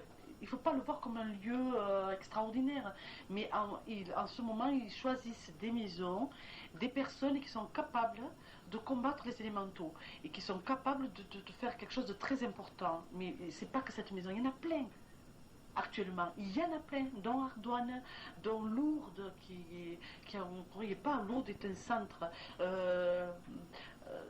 Enfin, partout, les lieux saints que l'on connaît, mais d'autres lieux que vous ne connaissez pas. Hein? Qu'est-ce que tu veux, Louisa? C'est ça que tu dis, c'est vrai. C'est ton corps qui est capable que tu veux des choses. C'est vrai. Qu'est-ce que tu dis? Je te comprends. Oui, qu'est-ce que... Voilà, mais moi, j'ai pas compris. Pourquoi tu veux des choses comme ça? Parce que c'est toi, ton corps te travaille de ça, il vient toujours à côté de toi, la personne que tu veux. Tu me comprends? Devant Dieu et tout. Ah. Voilà, parce que ton corps, presque pour ça. Ah oui. Sinon, rien. Oui. Je comprends tout, moi. Bien sûr. Oui. Oh, lui, Elle dit qu'en fait, mon corps a été travaillé pour ça. En fait, oui, je peux dire que oui, ça c'est sûr, ça c'est sûr. Mais ce que moi je vois, je vous le dis, parce que moi j'ai toujours un peu peur de passer pour quelqu'un d'extraordinaire, et ça, alors, ça m'embête. Vous ne pouvez pas vous imaginer comme ça m'embête, je voudrais sûrement pas. Parce que je vous assure que vraiment, entre vous et moi, il n'y a aucune différence. Hein. La différence qu'il pourrait y avoir entre vous et moi, c'est la différence que vous feriez. Ça, vraiment, ça m'embêterait vraiment. Il n'y a aucune différence entre vous et moi. La seule qu'il y a, c'est que moi, je suis peut-être plus vieille âme. La seule peut-être qu'il y a, c'est que moi, j'ai choisi cette mission. Donc il m'a fallu passer par beaucoup de purification pour pouvoir entrer en contact et avoir la mission. Mais vous aussi, vous y êtes en contact tous les jours. Et si vous ne les voyez pas, si vous n'avez pas ouvert votre atome germe qui peut pour vous aider à ça, vous travaillez la nuit avec eux. La nuit, ils vous prennent et travaillent avec vous. Je veux dire, ça m'embêterait vraiment, vous voyez, d'être prise pour quelqu'un d'extraordinaire. Ça m'embêterait vraiment. Ça m'ennuierait beaucoup. C'est pour ça que je dis, Et ça m'embête, des fois, je leur dis, ça m'embête de parler de cette maison comme ça. Mais pourtant, ils disent, mais enfin, c'est la vérité, pourquoi taire ce qui est? Donc, mais ils me disent, mais dis-leur qu'il n'y a pas que cet endroit, il y en a d'autres. Et qui est très, très profond. Et quand vous venez ici, croyez-moi, même si vous ne vous en rendez pas compte, il vous donne quelque chose. Hein. Parce que le fait d'avoir, pas d'être venu me voir à moi, mais voyez, le fait de chercher leur lumière, partout où vous irez, que vous alliez voir d'autres personnes, quand vous allez d'autres endroits, rien que le geste que vous faites, d'aller chercher cette lumière, d'essayer de trouver ce qui est bon, d'essayer de changer, et pour eux une grâce qu'ils vous donnent. Vous voyez. Et alors ils ajouteront quelque chose, ils vous donneront quelque chose. Mais il ne faut pas que vous y allez pour ça aussi. Il ne faut pas que vous alliez dans un lieu pour dire ah, je vais avoir une grâce. Non. Il faut que vous alliez pour que vous soyez une grâce. Pour que vous deveniez une grâce. Il n'y a pas le risque de se perdre si on est en quête de... Je peux répondre d'abord? Oui, parce que vous êtes comme des enfants. Ils le disent beaucoup. Vous vous défendez d'un maître et vous en cherchez un absolument. Vous défendez d'un guide et vous en voulez un absolument. Non, vous devez faire votre propre... Moi, je vous donne un enseignement, je vous donne des messages, mais vous devez garder une grande différence, c'est votre propre liberté. Tu vois? Quand je vous dis, écoute, depuis 10 ans que je fais à peu près, pas tout à fait 10 ans que je fais cette mission, je le dis toujours aux gens. Pour reconnaître une personne qui se sert de la spiritualité pour quelque chose, c'est quelqu'un qui va essayer de soutirer quelque chose de vous. Ne vous laissez rien soutirer. Si demain je viens te voir et je te dis, comment c'est ton prénom? Jackie. Si je te dis, Jackie, écoute-moi, il faut que tu changes ta façon de vivre. Ça va pas tout ça. Et puis tu sais, je vais te donner des cours particuliers, mais tu comprends, comme je vais te donner des cours particuliers, ça me coûtera du temps. Il faudra que tu me donnes un peu plus d'argent. Je te prendrai, au début je te prendrai peu, peut-être je te prendrai 100, 150 francs de l'heure. Et puis tu sais, ouh, méfie-toi. Ouh, si un jour je te viens comme ça, Jackie, méfie-toi, détourne-toi de moi, parce que je me profiterai de quelque chose sur toi. Non. Non. Tu vois, tu sais, moi je mets une petite boîte. Bien sûr, je suis obligée, tu le comprends. Je suis obligée parce que franchement, si je ne fais pas ça, je ne peux pas vivre. Ou alors, j'arrête et je travaille. Quand j'ai commencé vraiment, quand j'ai vu que le monde venait, parce que moi au début, je l'ai pris cool. Hein.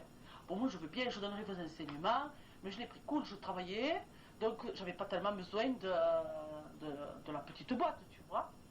Et puis quand j'ai vu que les gens venaient, moi je m'en sortais plus, Jackie.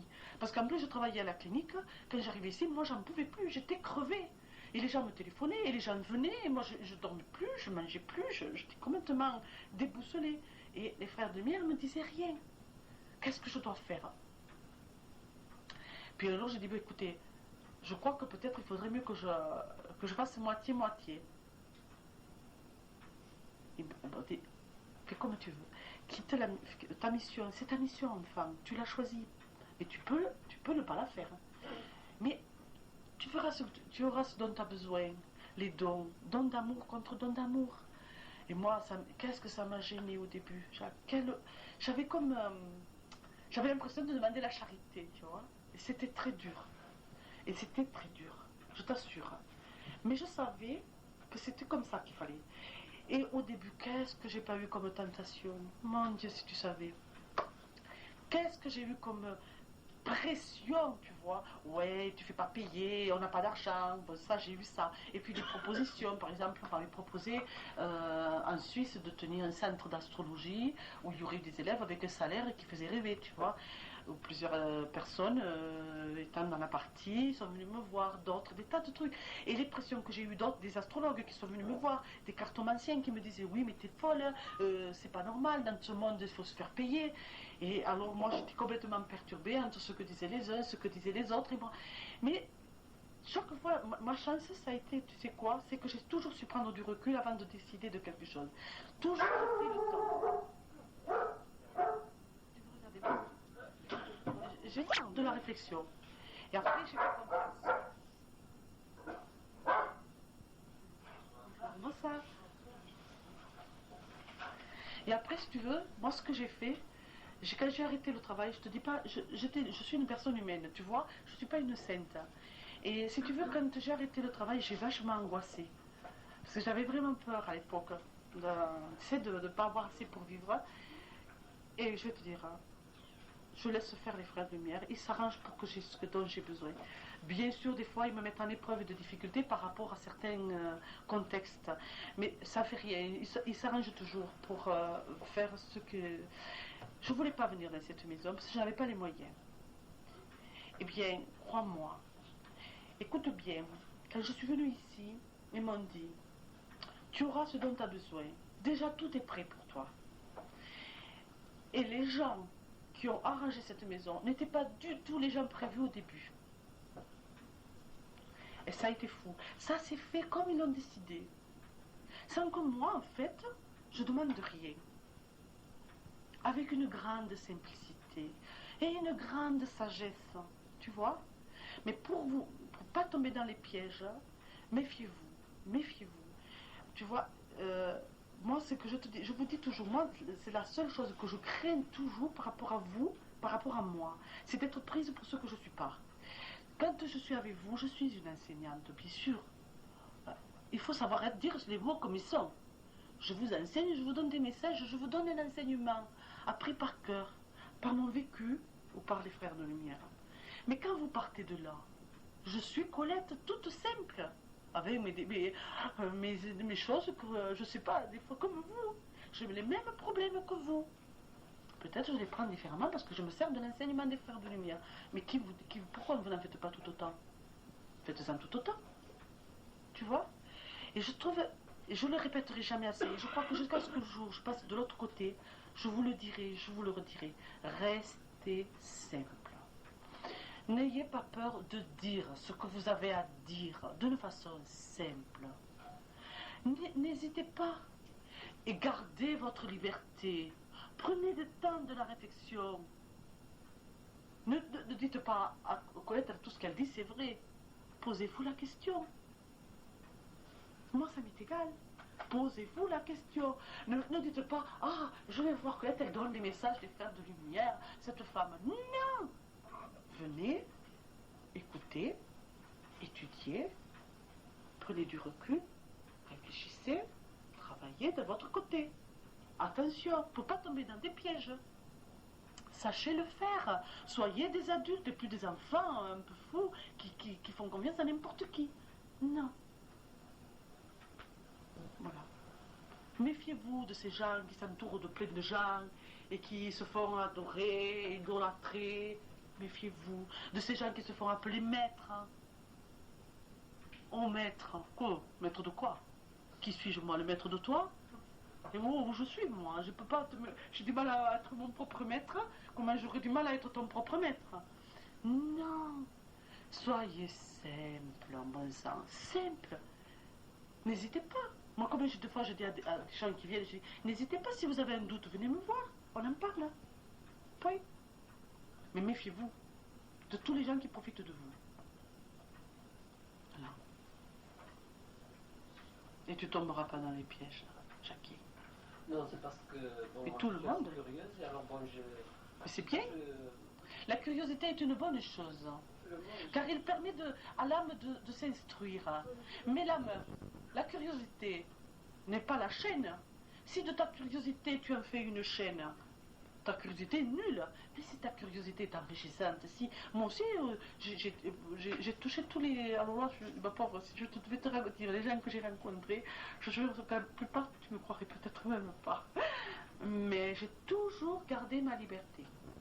Toujours. Je sais bien.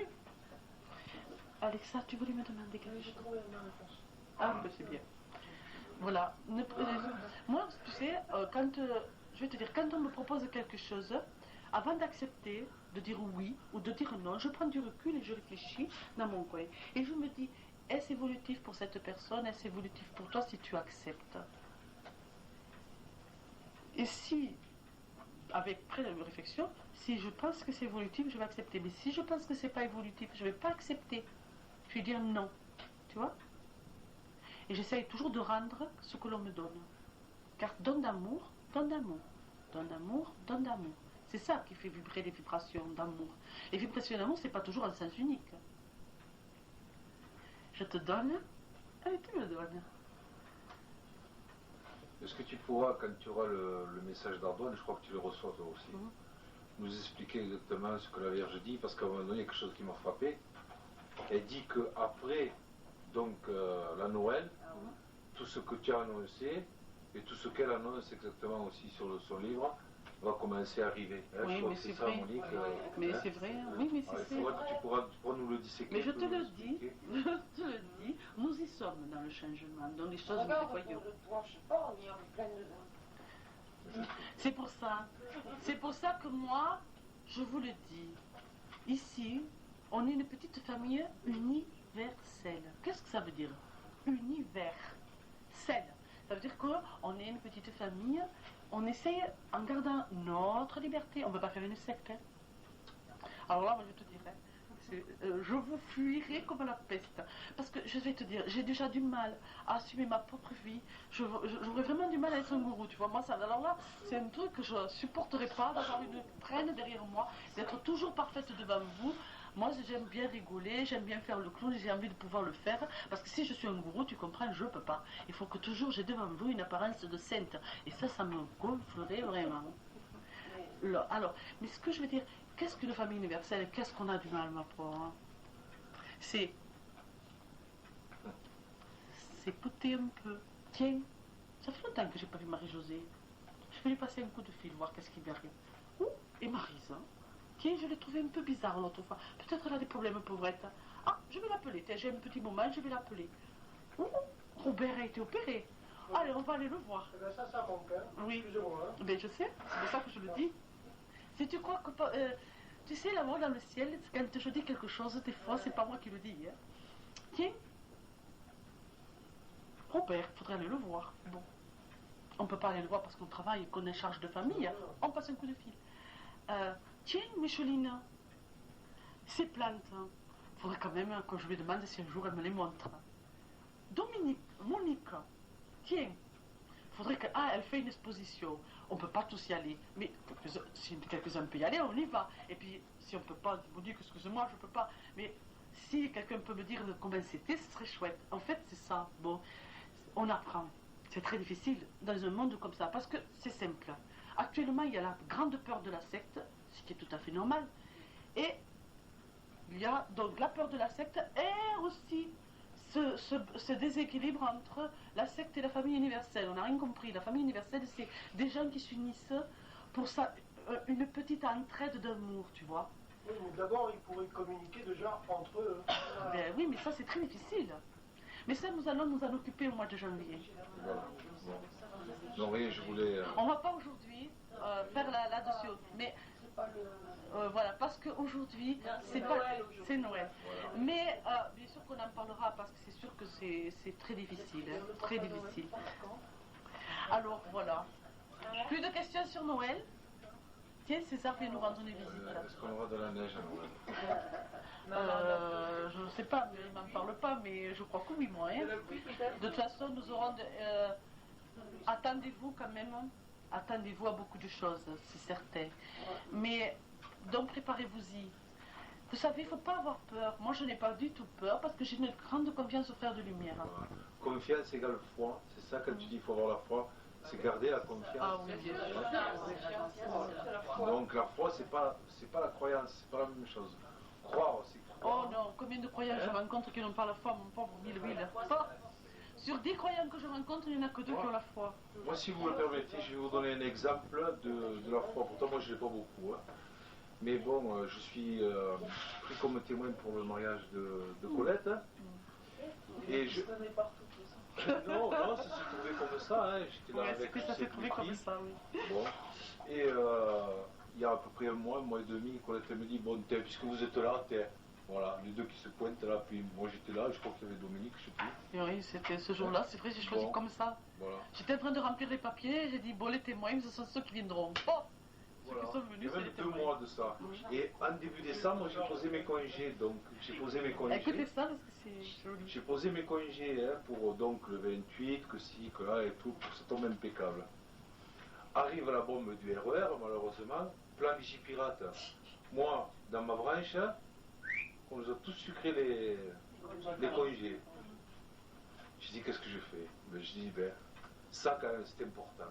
Si vraiment ils veulent que je sois putain, ça se fera. Et j'ai laissé faire, je ne suis pas tracassé, tu vois.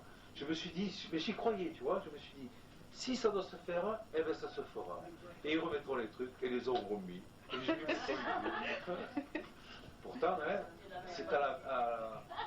c'est au moment de Noël que c'est le plus dangereux, quoi, si tu veux. Donc, eh ben non, c'est Dieu qui a Non, je vous assure, ça c'est vraiment. Moi, écoutez, si je me laisse vraiment. Mais vraiment, je me dis, écoutez, quand je vois qu'il y a des trucs qui se bloquent, n'importe, je dis, vous devez avoir une raison. Je vous laisse faire. Et je vous assure que, même moi, je ne comprends pas la raison, je ne sais pas pourquoi. Vous pouvez dire que ça, il me le montre comme ça, tiens, tiens. Et c'est tout, c'est trop mignon, tu vois, c'est tiens, tiens. C'est merveilleux. Moi, je trouve que, mais qu'est-ce qu'on avancera quand tout le monde sera comme ça, mais qu'est-ce qu'on avancera, mais notre monde, il va faire un bond. Vous savez qu'un bond de kangourou, et bouf, on va rentrer dans l'ère du verso d'un bond de kangourou. Moi, je trouve ça merveilleux. Et en fait, je me dis que c'est dommage que beaucoup de gens n'ont pas cette foi. Parce que je vous assure que si vous avez la foi, hein. Ah ouais. Tu sais, Colette, tu nous répètes souvent qu'il faut vivre simplement, jour le jour, pas prévoir. Et ce que disait Maryse à juste titre l'autre fois, c'est que quand on fait ses courses, on les fait pour la semaine ou Oui, ou autre, ouais, ouais.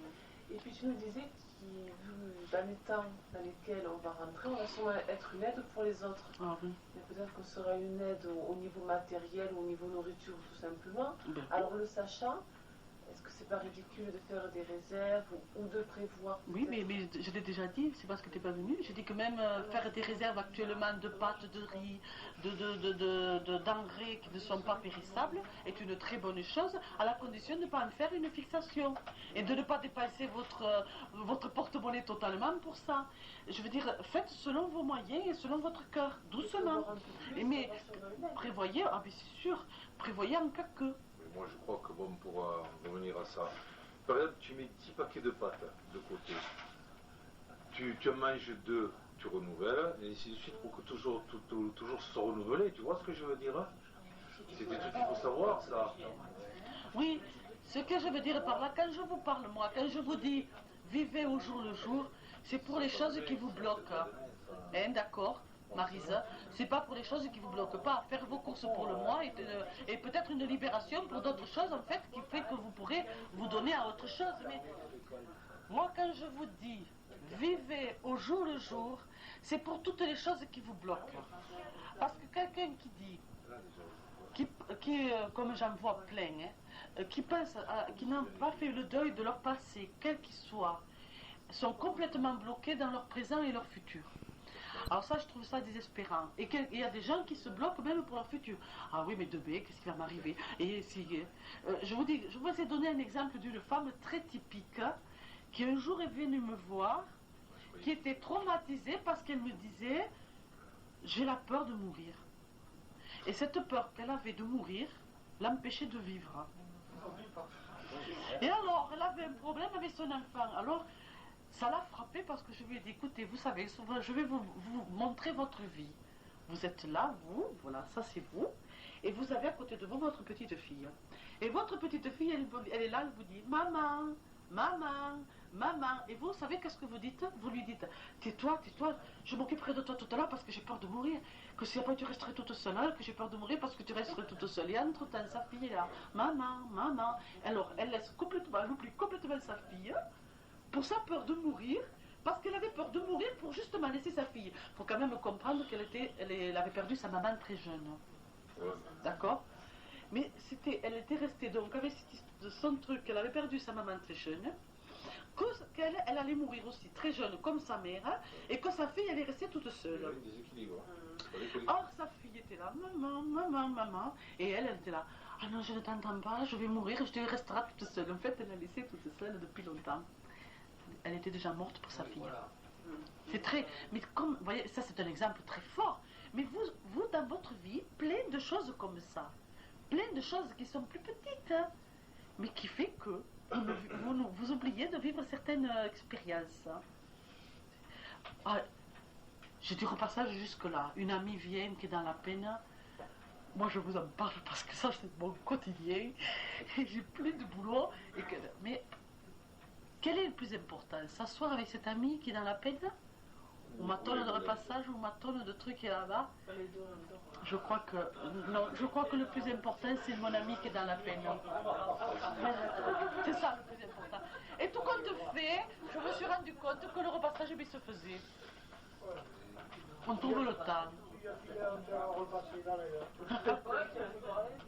Non mais tu vois, ça se fait les choses, ça se fait. Ça se fait. Avoir confiance. Pas trop dramatique. Oui. Mais c'est pas. N'en profitez pas certaines d'entre vous là ou certaines d'entre vous pour laisser tout tomber dans votre maison pour aller discuter avec la copine. Hein. Je promets que je laisse tomber le repassage. Ouais. Non, c'est un équilibre. Il ne faut pas que votre maison devienne n'importe quoi pour que. Non. Si une copine vient vous voir pour frivolité, vous lui dites je repasse. Alors maintenant. C'est du repassage. Mais si votre copine vient parce que vraiment elle a besoin de hein, si votre amie est comme Louisa a été à la clinique, allez voir Louisa et laissez un peu votre repassage. Faites pas comme moi, qui moi n'ai pas pu aller voir la pauvre, tellement j'avais du monde. Mais moi j'avais. Louisa, je savais qu'elle avait Albert. Et les gens qui venaient me voir, ils n'avaient personne. Alors je l'appelais au téléphone. Mais je veux dire, si vous avez. Non, on parle pas de ça. Mais je veux dire, si vous avez. Que toi. Bon. Si vous avez le temps de le faire, et ne laissez pas tout tomber. Équilibrez les choses de votre vie. Ok? Parce qu'il y a aussi un mari, c'est que la femme, vous savez, moi j'en ai connu quand j'étais à Chrétien Sida, et des femmes ou des hommes même, hein, qui passaient tout leur temps dans pour aider donc les malheureux, c'était bien, mais qui abandonnaient complètement leur famille, hein, complètement. Alors là aussi il a fallu équilibrer, leur dire, oh, où tu vas toi? Et si tu veux viens me guérir des gens qui sont pas bien pour me rendre des malades chez toi, retourne chez toi, hein.